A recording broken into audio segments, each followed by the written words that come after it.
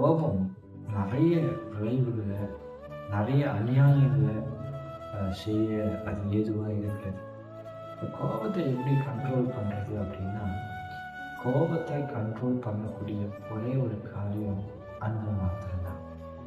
ஏன் அன்பு அப்படி சொல்கிறேன்னா, நீங்கள் கோபப்படுறவங்களை பாருங்கள். இந்த கோபம் அவங்கள நேசிக்கிறவர்கள் மத்தியில் சிலர் என்ன பண்ண மாட்டாங்க, வெளிப்படுத்த மாட்டாங்க. ஏன்னா அவங்களுக்கு பிடிக்கும். அவங்க என்ன செஞ்சாலும் ஓரளவுக்கு என்ன பண்ணிப்பாங்க, சகித்து கொள்ளுகிறவர்களாக இருப்பாங்க. ஆனால் பிடிக்காத ஒரு நபர் எது செஞ்சாலும் அவங்களுக்கு குத்தமாக இருக்கும். இந்த இடத்துல உங்களுக்கு கோபம் ரொம்ப வரும். கோபத்தில் கூட பாருங்கள் வெற்றுமை இருக்கிறது. அப்போது இந்த கோபம் எங்கே குறைஞ்சி போகுதுன்னா, நேசிக்கிறவங்க இடத்துல. நேசிக்கிறவங்க இடத்துல அப்படின்னா அங்கே என்ன இருக்குன்னா அன்பு இருக்குது. ஆமென். அப்போது அன்பு எங்கே இருக்கிறதோ அந்த கோபத்தோடைய வீரியம் என்ன ஆகுது, கம்மியாகும். அதுதான் நான் சொல்கிறேன். நீங்கள் கோபம் உடையவர்களாக இருக்கும் பட்சத்தில் நீங்கள் அன்பை நாடுகிறவர்களாக இருக்கணும். என்ன நான் நல்லா தான் இருக்கிறோம் பிரதர், ஆனால் என்ன சொன்னாலும் எனக்கு சிறு கோபம் வருது, என்னால் கண்ட்ரோல் பண்ண முடியல அப்படின்னு நீங்கள் சொல்லுவீங்கன்னா, இதை நீங்கள் செஞ்சு பாருங்களேன். என் அன்பை காட்ட நீங்கள் எப்படி ஆசைப்படுங்க. நீங்கள் ஒரு விஷயம் நல்லா கவனிச்சு பாருங்கள். நம்ம சரீரத்தில் ஒரு அவயங்கள் நமக்கு விரோதமாக சிந்திச்சுன்னா, நம்முடைய சரீரத்து மேலே நம்ம கோபப்படுவோமா? அதை யோசிச்சு பாருங்கள். இப்போது நம்ம காய் வெட்டுறோம்னு வச்சுங்களேன். இப்போ காய் வெட்டுகிற போது நம்ம ஏதாச்சும் நம்ம கையை என்ன பண்ணிக்கிறோம், கட் பண்ணிக்கணும்னு வச்சுங்களேன். அப்போது நம்ம என்ன நினைப்போம், நீ தானே இந்த வலது கையை பார்த்து சொல்லுவீங்களா, நீ தானே என் இடது கையை கட் பண்ண அப்படின்னு சொல்லி வலது கையை பார்த்து நம்ம கோபப்படுவோமா? இல்லையே.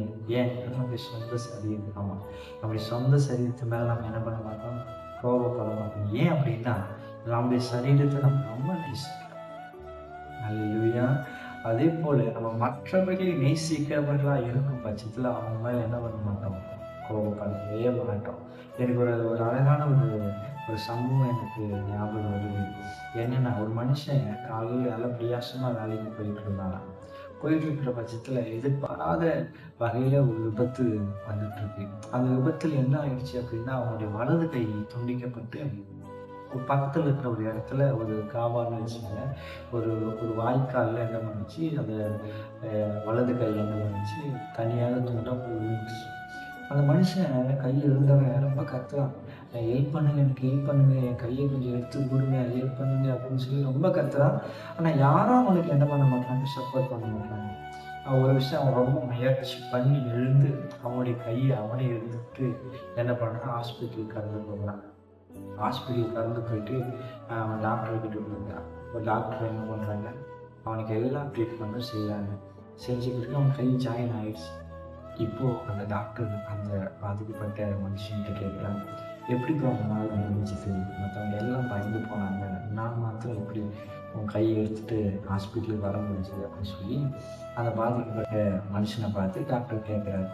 அதுக்கு அந்த பாதிக்கப்பட்ட மனுஷன் சொல்கிறான், டாக்டர் இது ஏன் கை டாக்டர் அப்படின்னு சொல்லி சொல்கிறான். என் கையை நான் கொண்டு வராமல் எப்படி டாக்டர் நான் விட்டுற முடியுமா அப்படின்னு சொல்லி அந்த டாக்டர்கிட்ட அந்த பாதிக்கப்பட்ட மனுஷன் சொன்னான். இதுலேருந்து உங்களுக்கு என்ன புரியுது, நம்ம சரீரத்தை நேசிக்கிறதுனால அதை நம்ம என்ன பண்ண மாட்டோம், விட்டுடவே மாட்டோம்.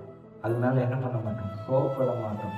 எந்த சூழ்நிலையும் நம்முடைய சரீரத்தை நாம் காத்துக்க, அதை பாதுகாக்க, அதை நேசிக்க நம்ம எப்படி இருப்போம், ரெடியாக இருப்போம். அதே போல தான் மற்றவர்களை நாம் நேசிக்கும் பொழுது, மற்றவங்களை நாம் அன்பு கொடுக்கிற போது நாம் அவர்களை என்ன பண்ண மாட்டோம், கோவப்படவும் மாட்டோம், அவர்களை விட்டு விடவும் மாட்டோம். புரியுதுங்களா? அப்போ நமக்குள்ள அன்பு பெருகும் பட்சத்தில் கோபம்ங்கிறது தானாகவே வெளியே போகும். அதுதான் அந்த 1 Corinthians 13வது அதிகாரத்தில் அன்பை குறித்து நிறைய சொல்லுவோம். அதில் 7வது வசனம் சொல்லுது பாருங்க, சகலத்தையும் தாங்கும், சகலத்தையும் விசுவாசிக்கும், சகலத்தையும் நம்பும், சகலத்தையும் சகிக்கும். ஆமென். அன்பு நமக்குள்ள இருக்கும் பட்சத்தில் நம்முடைய சொந்த சரீரம் ஒரு தவறு பண்ணுகிற போது எப்படி அதை மன்னிக்கிறதோ, அதே போல மற்றவர்கள் நாம் அன்பு கூறுகிற போது அவர்கள் தவறு செஞ்சாலும் அதை சகிக்கவும், அதை மன்னிக்கவும் அது என்னவா இருக்கும், ஏதுவாக இருக்கும். அப்போது இந்த கோபத்தை குறிக்க என்ன வழி அப்படின்னா, அன்பை நாம். அல்லேலூயா. அன்பு நம் பட்சத்தில் இருக்கும் பொழுது கோபங்கிறதுக்கான ஒரு அறிகுறியை நம்மகிட்ட என்ன பண்ணாது, இருக்காது. எதை வச்சியா அந்த கோபத்தை கண்ட்ரோல் பண்ண முடியும், அன்பை வச்சு தான். ஹல்லேலூயா. இப்போ பாருங்களேன், நமக்கு ஒரு தலைவலி வருது. தலைவலி வரும்னு வச்சுக்கோங்க.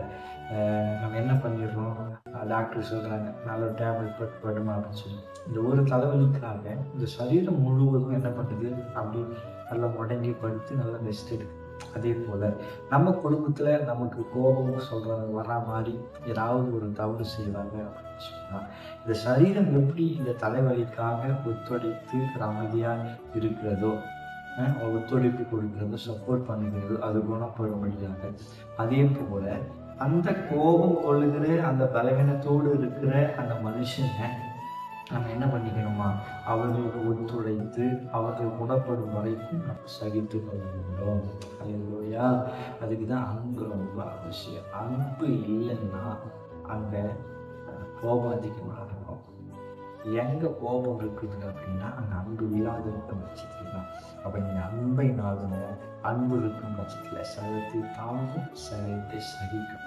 அன்பை நாடுங்க, கோபம் கொள்ளாதீங்க. இந்த நாள் முழுக்க நீங்க கோபம் கொள்ளாம மற்றவர்களை நேசிக்க நீங்க பிரயாசப்படுங்க. கர்த்தர் உங்களை ஆசீர்வதிப்பார். ஆமென்.